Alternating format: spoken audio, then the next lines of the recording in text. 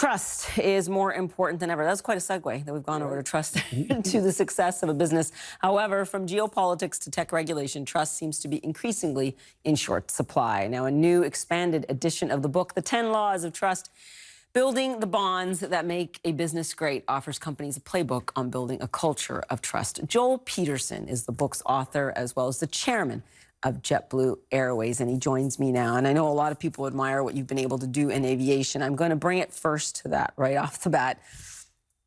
Boeing 737 MAX. Did they not read your book? And I don't want to take anything away from, Boeing. Excellence in engineering. The fact of the matter remains, air travel is one of the safest ways you can travel, bar none, in the world. Is the safest. Thank you for being categorical. But what went wrong there? Because certainly as we see more uncovered in this, mistakes were made. Yeah. Well, it was an airframe, it's a 1960s airframe, and they were adding these new engines to it, changed the center of gravity, and so it was solved with software. And then that means training, and the training didn't keep up with what they needed to have people learn. So there were no problems here in the United States with it, but there were a couple of overseas problems. But in terms of the hoops that they didn't go through, also some lapses, certainly with regulation from Washington. How do you see it playing out? And it certainly has gone on for a lot more than Boeing wanted it to, and then a lot of companies wanted it to. Well, it's having an impact on the airline industry because delays of deliveries. We're impacted. We're an Airbus shop, but people are buying Airbus products now. We're having a slowdown in deliveries there. So it's a ripple effect throughout the entire industry. Right, because the capacity isn't there. You've basically got Airbus and Boeing. And that's, if you look at it for the prism of that. But in terms of building that trust, there's been a lot of conversations about the new industries out there. Mark Zuckerberg was in Washington this week trying to talk to the government about where regulation comes in and where it doesn't. We've had new books out on Uber talking about what they did behind the scenes in terms of having this safety fee levied on customers, but then just basically pocketing that and not doing anything with that kind of money. It still seems as if we are in an age in this last 10-year expansion where businesses are not being careful with their consumers and by definition seem to be losing that bond with consumers about what they can and should be doing. So I don't think it just started here. I think we're getting a lot of press on it as relates to primarily these tech companies. But I think if you look at Enron and WorldCom, and I mean, it's been a problem. So I think there is a bit of a crisis of trust now. But if you go all the way back to so I teach at Stanford, and my students, my millennials have lost trust a bit in the system. They saw the Wall Street meltdown. They saw the mortgage crisis.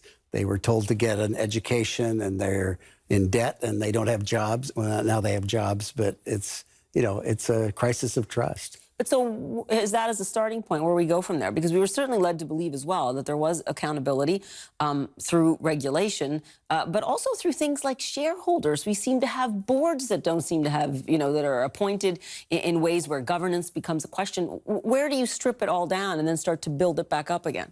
Well, I think the way that you said that is right. You have to kind of strip it down, figure out what is the current trust level in the organization. I think a lot of CEOs don't know what is the trust level within their organization. Many would be surprised at how low it is. And I think you have to build trust, sort of a conversation at a time, a delivery on time, on budget, delivering on promises, and build it up slowly. And so that'll take some time. And you need leaders with a lot of integrity to do that. And I think that's unfortunately what seems to be missing. We're going to do a rapid fire round here. Are you ready? Sure. Cheap transatlantic routes. You think that's something that you can still muster here? Well, we're flying to London here. I don't know if you read about that. I have, but I mean, Paris, what's next, right? Yeah, so we're flying narrow bodies, which I think will be very popular with people. Now, we're only adding about 2% capacity. We just had the saga of Norwegian Air, though, as well. They didn't quite muster this. I mean, and people are skeptical, saying that, look, in this age of climate consciousness, is it really the thing to do? To fly across the Atlantic? On a cheap flight, to not pay the real price in terms of carbon. Well, so I know from JetBlue's standpoint, we are very sensitive to carbon offsets and to doing things that are protective of the environment. So we pay a lot of attention to that. I can't speak for the other airlines.